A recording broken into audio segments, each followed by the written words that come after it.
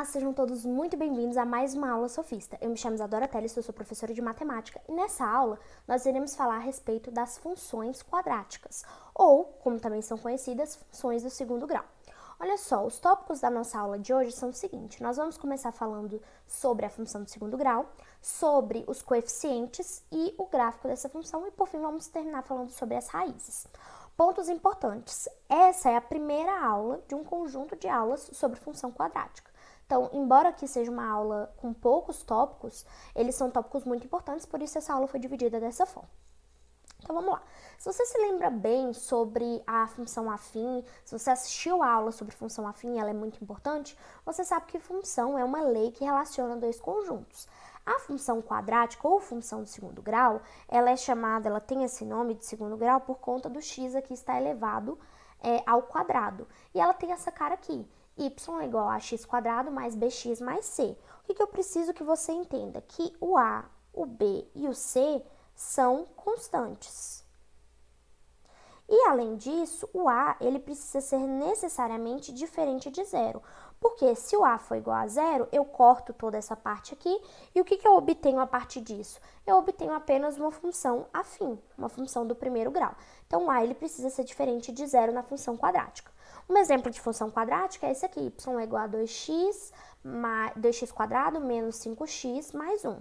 Entenda, nesse caso aqui, o a é igual a 2, o b é igual a menos 5, muito cuidado com essa questão do sinal, tá? E o c é igual a 1. A, b e c são constantes, são números, tá? Então, preciso que você entenda isso. E aí, o que acontece? Toda vez que eu substituir o x por um valor, eu vou obter como resposta um valor de y. Por exemplo, deixa eu arrastar esse pedacinho aqui para cá, como uma observação. Por exemplo, se eu substituir o x por exemplo, 1. O que eu vou ter? 2 vezes 1 ao quadrado menos 5 vezes 1 mais 1. Então, y será igual a 2 menos 5 mais 1. Ou seja, y será igual a menos 2, certo? Se eu tiver feito tudo corretamente, está certo. Então, quer dizer que toda vez que eu der um valor de x, você vai me devolver um valor de y. Esse é o que nós chamamos, nesse caso, do par ordenado 1 e menos 2. Porque quando eu substituo x por 2, eu obtenho um y igual a menos 2. É muito comum também a gente ver no lugar de y falando f de x. Por que eu chamo isso aqui de f de x? Porque está em função de x, porque depende do valor de x para eu obtê-lo, certo? Isso é uma função quadrática. E assim como a gente estava interessado lá atrás em falar sobre o gráfico de uma função afim, a gente também vai falar sobre o gráfico de uma função quadrática. E aqui tem uma série de coisas que eu preciso que você entenda. Primeiro, o gráfico de uma função quadrática é uma parábola, tá? Então, aqui eu vou colocar como observação, o gráfico é uma parábola. Gráfico é uma parábola. E aí, essa parábola, ela vai depender de uma série de características da minha função. Por exemplo, se o coeficiente a, que é justamente o número que acompanha o x quadrado, for positivo, ou seja, ele for maior que zero, a parábola ela vai ter essa concavidade aqui, que nós chamamos de concavidade para cima. Se o a for negativo, ou seja, se esse número aqui for menos 1, por exemplo, o gráfico, a parábola, ela terá concavidade para baixo. Para você entender de um jeito legal, bem didático, eu vou desenhar 2 olhinhos aqui e um sorrisão. Uma pessoa positiva, uma pessoa feliz. Então, a concavidade é para cima. Se o A é positivo, concavidade para cima. Uma pessoa tristonha, mais para baixo, uma pessoa negativa. Aqui, gráfico para baixo, concavidade para baixo. Então, carinha sorrindo, carinha triste, para você conseguir diferenciar. Quando o A é positivo, quando o A é negativo, o que acontece, beleza? Outro ponto importante, isso é como o a vai impactar na função do segundo grau, no gráfico da função do segundo grau. Agora, Como é que será que o b vai influenciar no gráfico dessa função? Olha só, eu vou tentar desenhar aqui mais ou menos uma parábola. Essa tem concavidade para cima, então a gente sabe que o a ele é positivo nesse caso, e eu vou mostrar para vocês, vou tentar demonstrar como que o b vai influenciar no comportamento desse gráfico. Basicamente, é como se o b ele estivesse fazendo esse movimento aqui. À medida que eu altero o b, o gráfico vai fazendo este movimento aqui. Então, ele vai meio que dando uma semivoltinha ao redor do eixo Y. Olha que gracinha.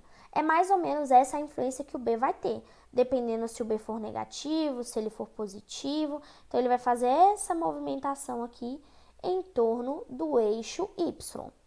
E o C, professora? O C, ele vai ter uma característica muito especial. Olha só, se eu substituir o x por zero, o que, que vai acontecer? Vou substituir o x por zero aqui.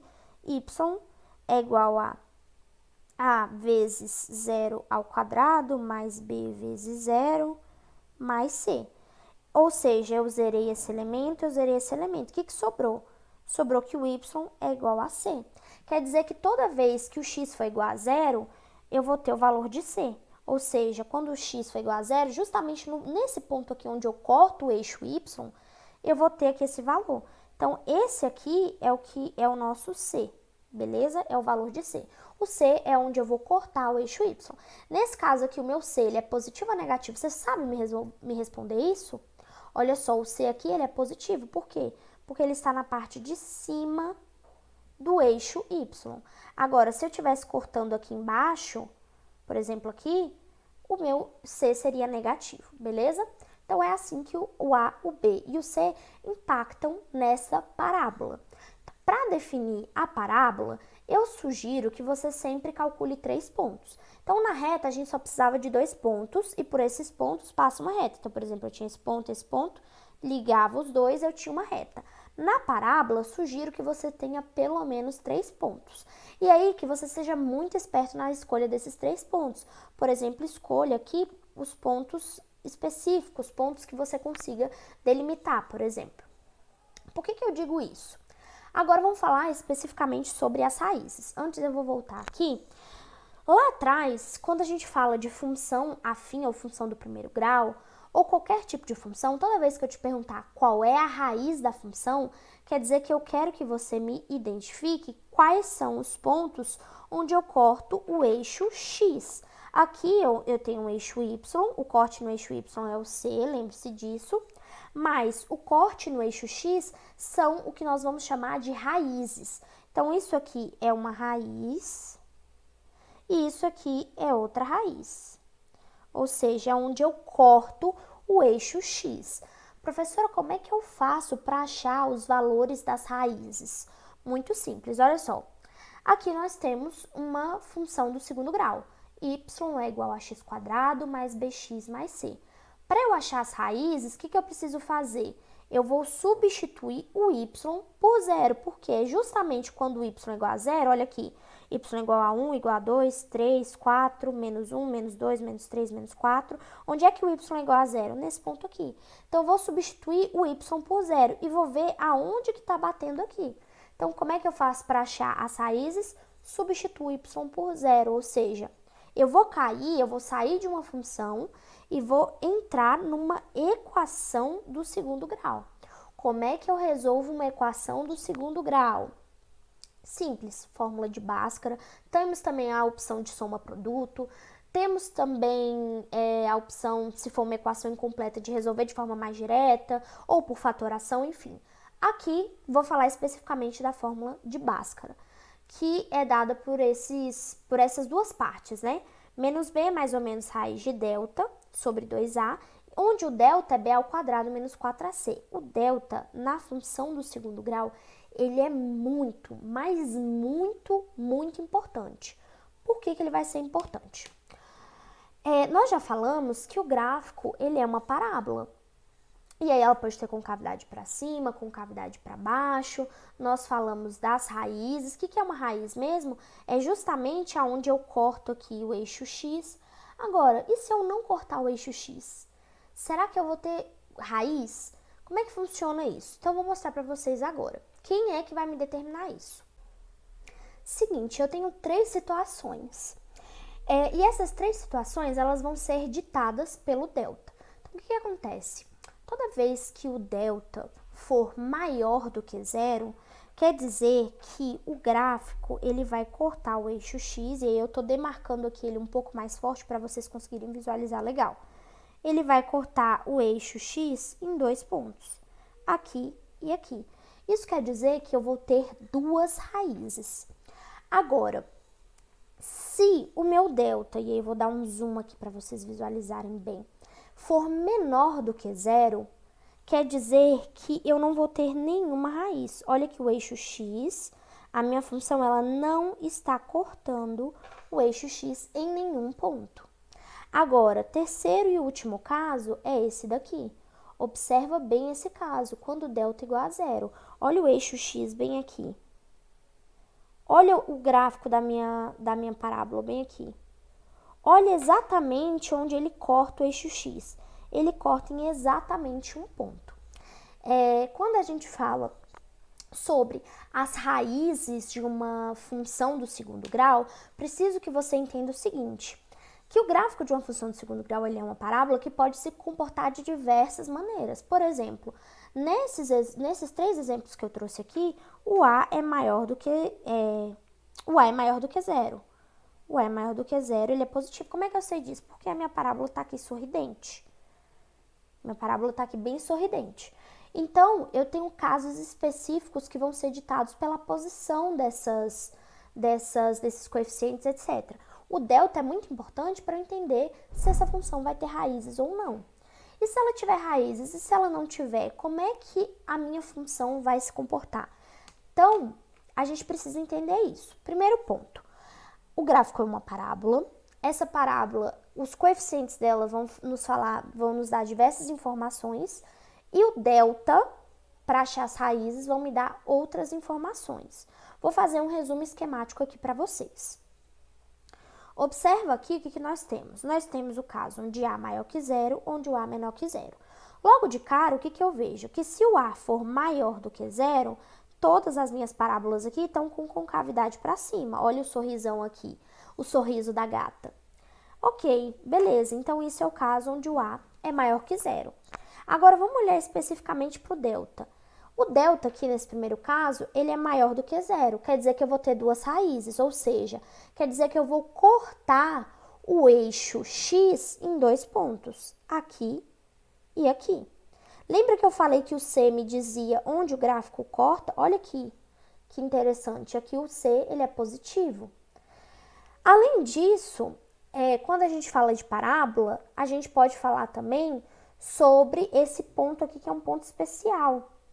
Ele pode ser um ponto de máximo ou ponto de mínimo. Por exemplo, aqui, nesses 2 casos, nós temos ele sendo ponto de mínimo e aqui ele sendo ponto de máximo, ou seja, é o valor máximo que essa função vai atingir, ou o valor mínimo que essa função vai atingir. Isso é o que nós chamamos de vértice.